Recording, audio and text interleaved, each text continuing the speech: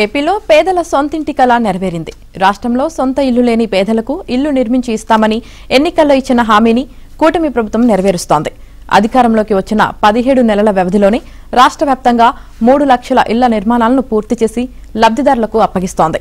ప్రధానమంత్రి ఆవాస్ యోజన పథకం కింద నిర్మించిన 2,28,034 ఇళ్లు, పీఎంఏవై గ్రామీణ్ పథకం కింద మరో 65,292 ఇళ్లు, పీఎంఏవై జన్మన్ పథకం కింద 6,866 ఇళ్లు కలిపి మొత్తంగా 3,192 ఇళ్లలో లబ్ధిదారులు బుధవారం సామూహిక గృహప్రవేశాలు చేయనున్నారు. దీనికి గృహ నిర్మాణ శాఖ ఏర్పాట్లు చేసింది.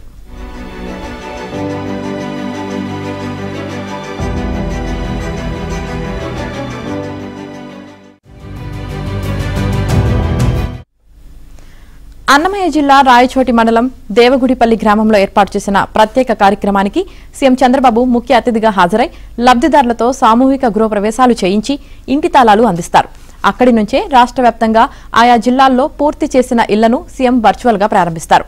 ఆయా జిల్లాల్లో మంత్రులు, స్థానిక ఎమ్మెల్యేలు, ప్రజాప్రతినిధులు ఈ సామూహిక గృహప్రవేశాల కార్యక్రమంలో పాల్గొననున్నారు.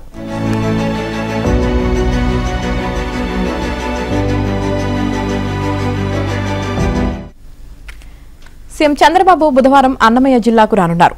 రాయచోటి నియోజకవర్గం చిన్నమండం మండలం దేవగుడిపల్లిలో పేదల గృహ ప్రవేశాలు, పూజా కార్యక్రమాల్లో పాల్గొననున్నారు. అనంతరం ప్రజావేదిక సభలో ప్రసంగించనున్నారు. అదేవిధంగా నియోజకవర్గంలోని పార్టీ ముఖ్య కార్యకర్తలతో సమావేశమవుతారు. మంత్రి రాంప్రసాద్ రెడ్డి ఏర్పాట్లను పర్యవేక్షిస్తున్నారు.